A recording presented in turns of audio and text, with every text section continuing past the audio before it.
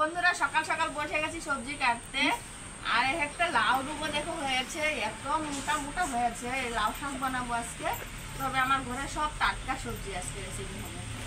আর এই দেখো আমার ক্ষেতেরই বেগুন, এটা কিন্তু স্বাদটা নেই। বেগুন, তারপরে হচ্ছে গিয়ে আলু, আর এই যে আমার ক্ষেতের ডাটা, এই ডাটা আলু আর বেগুন দিয়ে বানাবো রুই মাছের ঝোল, আর বানাবো লাউ শাক। তো সকাল সকালে বসে গেছি সবজিগুলো কাটতে। এখন সবজিগুলো কেটে নেব, কেটে নিয়ে তারপর রান্না করতে চলে যাব। তো এই যে বেগুনগুলো দেখো কতটা নরম, একদম টাটকা বেগুন, তুলেই নিয়ে আসলাম।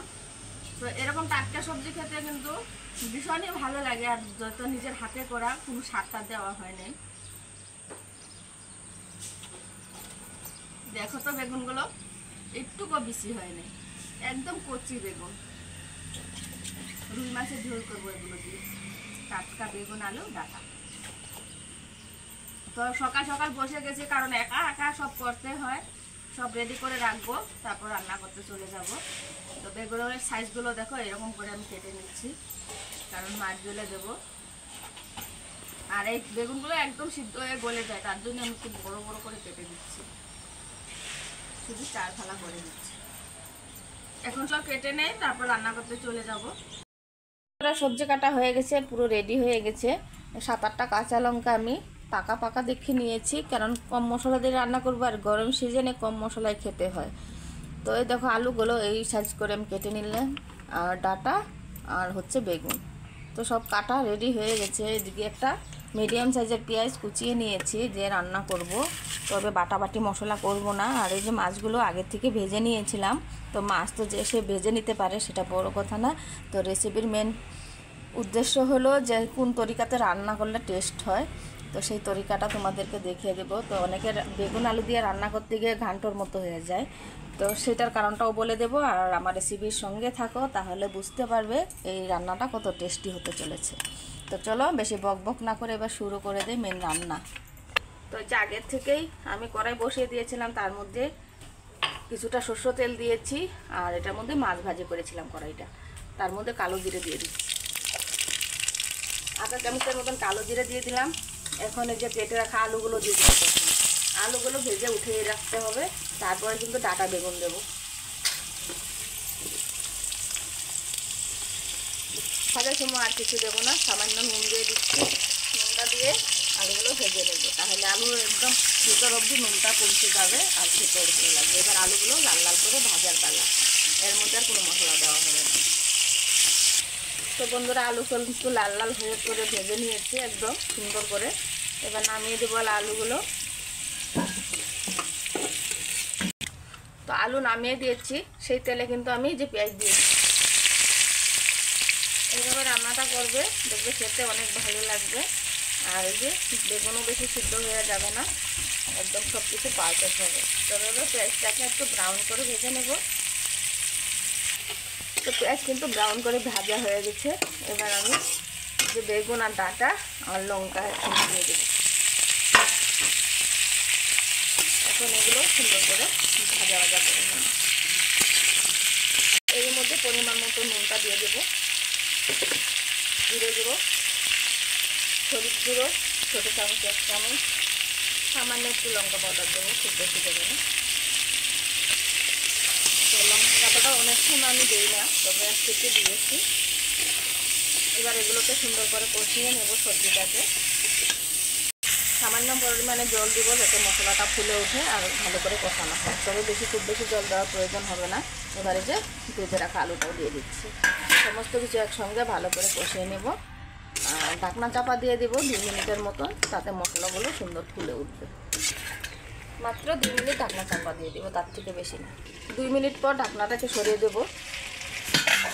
দেখো সবজিটা অনেকটা কমে গিয়েছে, আর মশলাগুলো বেশ ফুলে গিয়েছে। এবার আমি ঢাকনা উতলা করে কিছুক্ষণ ঘাঁটবো। তবে এখনও জল আছে, একদম শুকনো শুকনো করে। তারপরে আবার জল অ্যাড করবো। বেশি সময় ঢেকে রাখলে কিন্তু বেগুনগুলো একদম গলে খিচুড়ি হয়ে যাবে, তার জন্য ঢাকনাটা সরিয়ে দিলাম।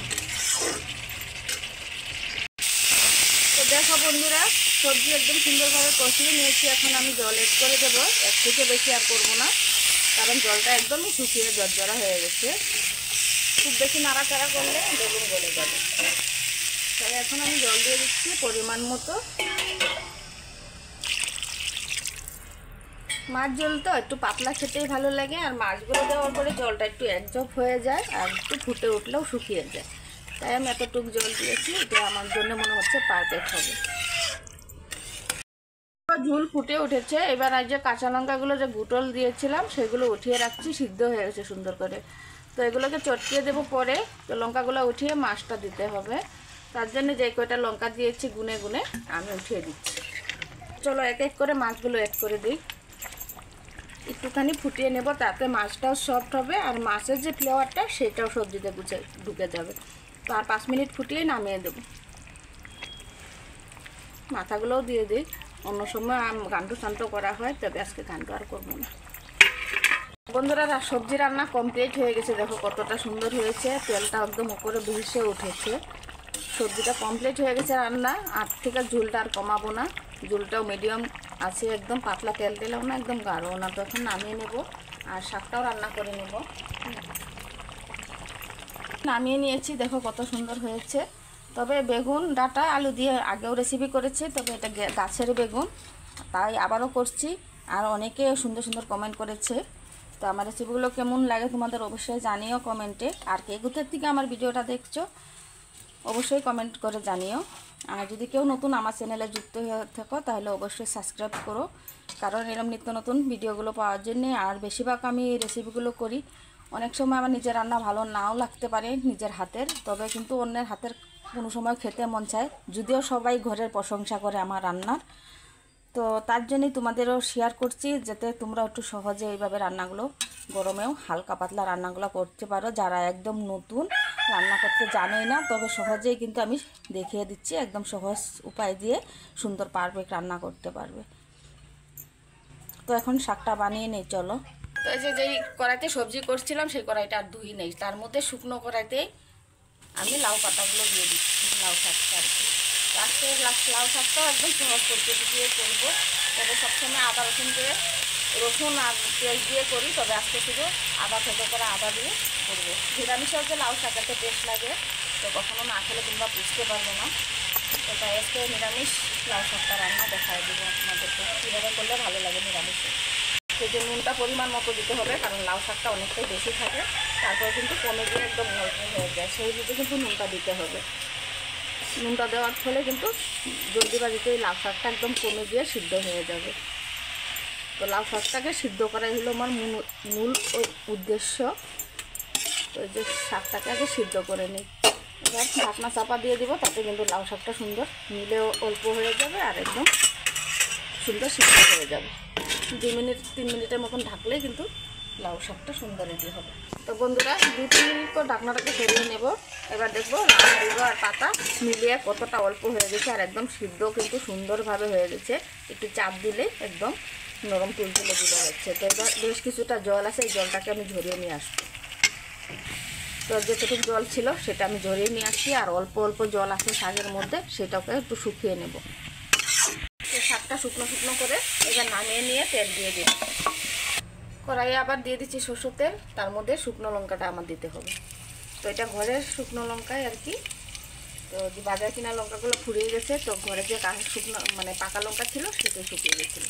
এটাকে একটু ভেজে ভেজে মানে কালো করতে হবে, তবে এটা লঙ্কাটা কালো হতে একটু টাইম লাগে, আর যেটা বাজারে কিনা এটা ঝটপট হয়ে যায়। তো বেশিরভাগ বাজারে কিনাগুলোই আমি দিই, তো মাঝে মধ্যে আবার যখন ফুরিয়ে যায় তখন এই যে এইগুলো দিই। পাকা লঙ্কাগুলো শুকিয়ে রেখে দিই। এখন তো লঙ্কার দাম প্রচুর বেড়ে যাবে, কারণ বর্ষার সিজন এসে গেছে। এবার দেব হচ্ছে আদা, কুচানো আদা আর কাঁচা লঙ্কা। ভাজা ভাজা হয়ে গেছে, এবারে যে শাকটা দিলে লঙ্কাগুলো দেওয়ার সময় তো লঙ্কাগুলো দেওয়ার সময় একটু সাবধানে মানে করে দিতে হবে, নাহলে লঙ্কাগুলো কিন্তু কাঁচা লঙ্কা তেলে দিলে ঝটপট করে ফুটে যায়। কারণটা হচ্ছে যে এটা ছেড়ে দেওয়া হয় যে গুটিগুলো, সেগুলো অনেকটা ফুটে যায়। তেলটা দিয়ে ভালো করে শাকগুলো দিয়ে সুন্দর করে নাড়াচাড়া দিয়ে নামিয়ে দিলে কিন্তু শাক রেডি। আর নিরামিষের যে শাক এত টেস্ট লাগে লাউ শাক, না খেলে কখনো বুঝতে পারবে না।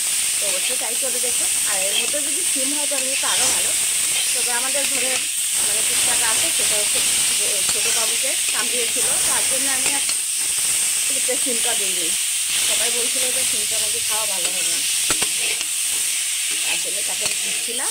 আর আমরাও খাচ্ছিলাম, ঘরে চিনি আনছি না এই বছরে, সিম খেতেই পারলাম না। সিম চচ্চড়িও তো ভালো লাগে খেতে, তোমাদের সাথে কথা বলতে বলতে শাক হয়ে গেলে এটা নামাই নেওয়া পারলাম। শাক ভাজি পুরো রেডি, নামিয়ে দিচ্ছি একটা প্লেটে। আর রেডি আমার শাকও হয়ে গেছে, দেখো কত সুন্দর হয়েছে। আর এদিকে দেখো সবজিটা এখন একটু ঠান্ডা হয়ে গেছে, তাই কত সুন্দর লাগছে। তো আজকে রেসিপি এখানে শেষ করব, তোমাদের কাছ থেকে বিদায় নিব। টাটা বাবাই, তোমরা সবাই সুস্থ থেকো, ভালো থেকো, আমিও ভালো থাকবো। আবার নতুন রেসিপি কিছু নিয়ে চলে আসবো, ততক্ষণের জন্য টাটা।